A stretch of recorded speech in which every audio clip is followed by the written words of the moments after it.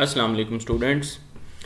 Chapter number 2 section 2.1 हमने देखा, जिसमें हमने print F, scan F function को देखा, एस्केप सीक्वेंस, फॉर्मेट स्पेसिफायर्स को देखा लास्ट वीडियो में। इस वीडियो में हम देख रहे हैं ऑपरेटर्स को। ऑपरेटर्स पिलर्स हैं किसी भी प्रोग्रामिंग लैंग्वेज के जिसके बगैर हम कंप्यूटेशन के काम नहीं कर सकते। ऑपरेटर्स होते क्या हैं, वो कोई मुश्किल चीज़ नहीं है, ये हम रोज़मर्रा ज़िंदगी में रोज़ाना इस्तेमाल करते हैं। हमारा दिमाग इनको हर वक्त इस्तेमाल कर रहा होता है, ठीक है। प्रोग्रामिंग में भी इसी तरह से ये इस्तेमाल होते हैं।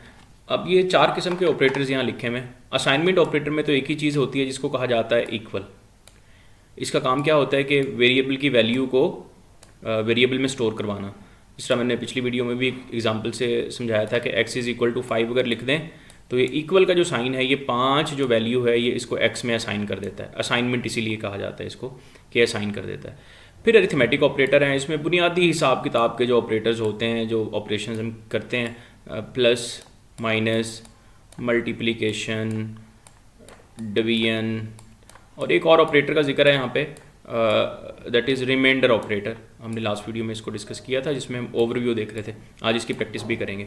फिर लॉजिकल ऑपरेटर्स हैं, जिसमें हम देखते हैं, आपने बाइनरी ऑपरेटर्स का सुना होगा, आप फिज़िक्स या किसी और कोर्स में भी आपने इनको पढ़ा होगा, 9th क्लास की कंप्यूटर साइंस में भी पढ़ा होगा बहुत डिटेल में। एंड और नॉट 3 यहाँ डिस्कस किए गए हैं, ऑल्दो कि काफ़ी ज़्यादा हैं। नैंड, एक्सक्लूसिव और भी हैं, लेकिन बुनियादी जो है ना वो 3 होते हैं, एंड और नॉट। ये तीनों क्या काम करते हैं, किस तरह से यूज़ किए जाते हैं, क्या इस्तेमाल है इनका प्रोग्रामिंग में, ये हम देखेंगे। एक अलग अलग सेक्शंस की हम अलग अलग वीडियोस बनाएंगे इनकी, क्योंकि बहुत ज़रूरी हैं, ये बुनियाद हैं ये कंप्यूटर की, और अगले चैप्टर में बहुत ज़्यादा इस्तेमाल भी होंगे लॉजिकल ऑपरेटर्स। रिलेशनल ऑपरेटर में जो है वो आपस में जो 2 नंबरों का रिलेशन होता है उसको चेक किया जाता है। 2 नंबरों का रिलेशन जो होता है, एक्सक्यूज़ मी फॉर दिस, ये गलती से एक वीडियो बीच में चल गई थी। रिलेशनल ऑपरेटर्स में हम ये देखते हैं कि कोई नंबर दूसरे नंबर से कितना बड़ा है, ठीक है, या कितना उसके इक्वल है कि नहीं। इक्वल के लिए हम डबल इक्वल लगाते हैं। ग्रेटर देन इक्वल के लिए बड़ा है या बराबर है, उसके लिए ये साइन होता है ग्रेटर देन इक्वल, या ग्रेटर है खाली, या फिर लेस देन हो सकता है एक नंबर दूसरे से, या लेस देन या इक्वल हो सकता है, यानी दोनों में से कोई भी हो तो आप ये काम कर लें। इन सब के ना बहुत इस्तेमाल हैं, ये अलग अलग इसलिए बने हुए हैं। फिर ये 5 हो गए, और छठा ये हो सकता है कि नॉट इक्वल हो। नॉट इक्वल के लिए ये साइन होता है, ठीक है, ये आगे आएगा डिटेल में।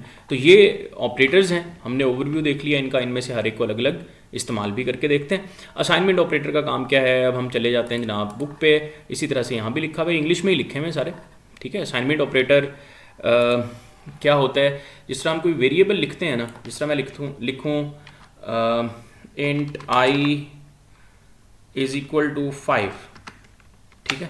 इंट i = 5, i में 5 वैल्यू रखवा दी है हमने। ये है असाइनमेंट ऑपरेटर का काम। ये जो इक्वल का साइन है ना, ये राइट साइड पे जो वैल्यू है उसको लेफ्ट साइड पे मौजूद वेरिएबल में रखवा देता है। अब बेशक आप प्रिंट एफ करके देख लें, i में 5 ही पड़ा होगा।